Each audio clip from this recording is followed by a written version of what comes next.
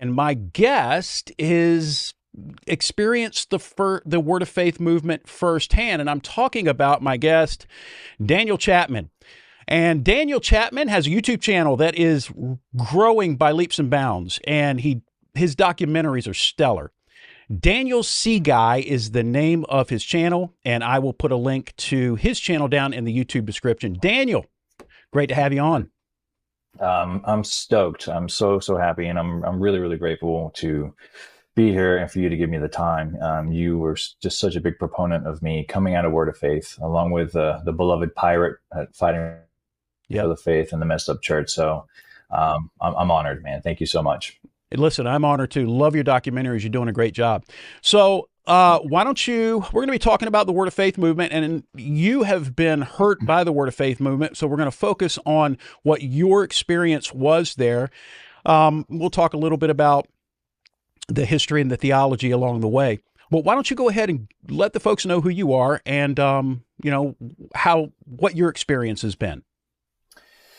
Yes, sir. So, kind of starting off at the most relevant part is I was at the Brownsville revival, so we're talking about Michael Brown, John Kilpatrick, Steve Hill, Lyndall Cooley, and that's where I accepted Christ. And even on my channel, I see this from time to time. A lot of people will be like, well, the revival wasn't itself Word of Faith, etc. And I think that that's a fair enough point.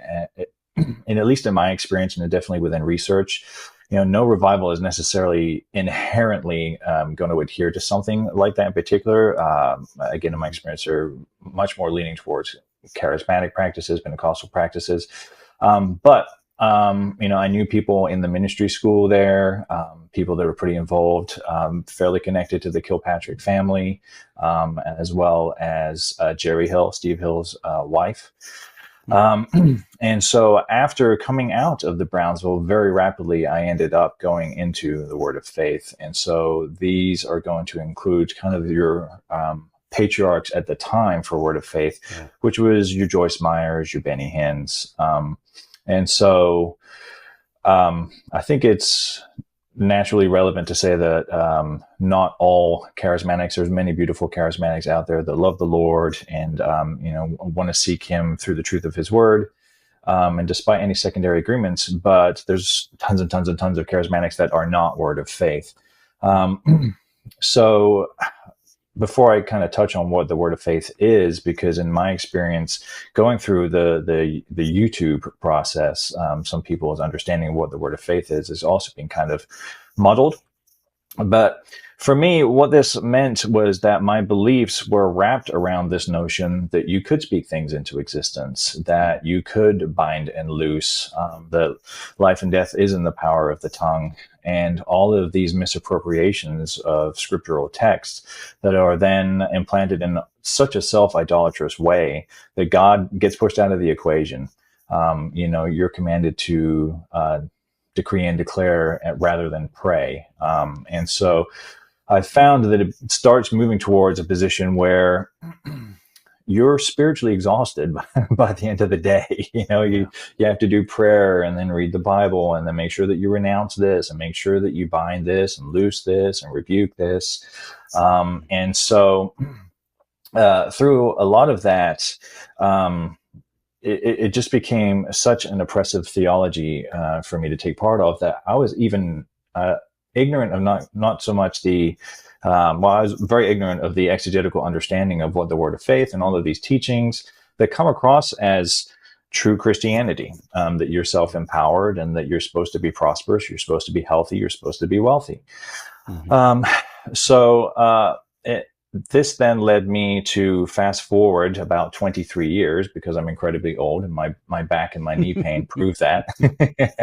I relay a little bit on my channel about how I'm laying on my apartment floor because I'm stretching again because I'm old, and so one of the people that I admire was Todd White.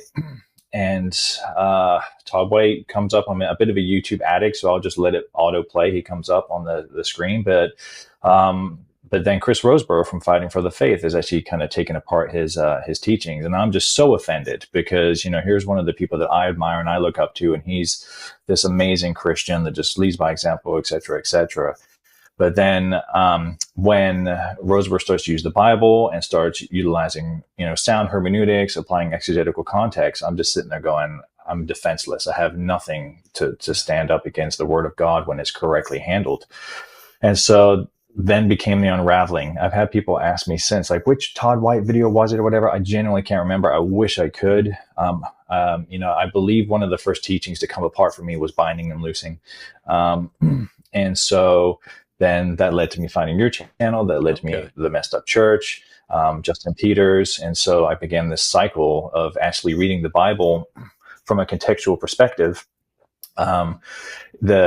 Understanding prescriptive and descriptive text, what is eisegesis, and all of these things that just weren't relevant in a theology that is fairly obsessed with the proliferation of self-embodiment, self-empowerment. And, as you well know, there's such an elevation of self and a reduction of the deity of God and his empowerment.